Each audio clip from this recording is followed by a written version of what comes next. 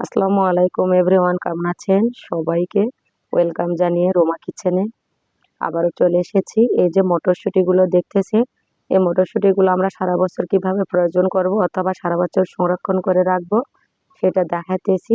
আমি এগুলো ছিলে বেছে নিয়ে আসব, তারপরে আপনাদের দেখাইতেছি কিভাবে আমরা এই মটরশুঁটিগুলো সংরক্ষণ করব। আমি কিছুটা ছিলে নিয়েছি আর কিছুটা আস্ত গোটা রেখে দিয়েছি।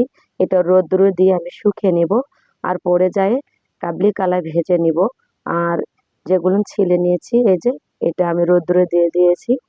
ছেলাগুলানো কাবলি কালাই করে নিব, আর আস্তগুলা তো ভেজে কাবলি কালাই করে নিব।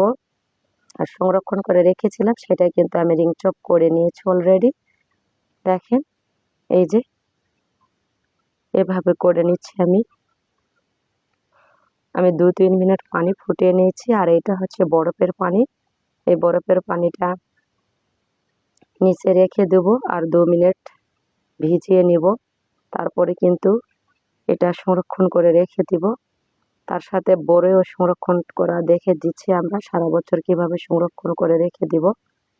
এই যে 2 চামচ ভিনেগার দিয়েছি আর 2 চামচ চিনি দিয়ে দিয়েছি। তারপরে এই যে এভাবে সংরক্ষণ করেছি। তারপরে চলে আসছি মটরশুঁটিতে। 2 মিনিট পানিতে আমি এই যে ভাপ দিয়ে নেব। 2 চামচ লবণ আর 2 চামচ চিনি দিব, দিয়ে 2 মিনিট ভাপিয়ে নেব। তাহলে এর গায়ের রং সবুজ থাকবে, কালার চেঞ্জ হয়ে যাবে না, এভরিথিং নষ্ট হবে না, খুবই সুন্দর সবজি থেকে যাবে। আর এটা দিয়ে বিভিন্ন রকম রেসিপি করে নিতে পারেন, রান্ধু বান্ধু করে নিতে পারেন। এভাবে 2 মিনিট পানিতে কিন্তু আমি ফুটিয়ে নিচ্ছি। আর ফুটিয়ে নিয়েই কিন্তু এটা ফ্রোজন করব অথবা সারা বছর সংরক্ষণ করব। সেই টেকনিকটা কৌশলটা আমি দেখিয়ে দেবো আপনাদের মাঝে। দেখেন কত সুন্দর হয়েছে আর কত ভালো হবে। দেখেন কালারটা কিন্তু একদমও চেঞ্জ হবে না। কি জন্যে? এটাতে 2 চামচ চিনি দেওয়ার কারণে। আর 2 মিনিট ফুটিয়ে ফ্রিজের আইসে ডুবিয়ে শুকনো ঝরঝরে করে কিভাবে করে নিব অবশ্যই সেই প্রসেসটা দেখাবো। অলরেডি আমারটা ফুটে উঠেছে এবং ভেসে উঠেছে, জাস্ট হয়ে গিয়েছে 2 মিনিট প্রায় সবগুলো ভেসে উঠেছে, তার মানে হয়ে গিয়েছে, এটাই বুঝতে হবে যে হয়েছে। আর এই যে জল জড়িয়ে আমি আইসের পানিতে ডুবিয়ে দিব।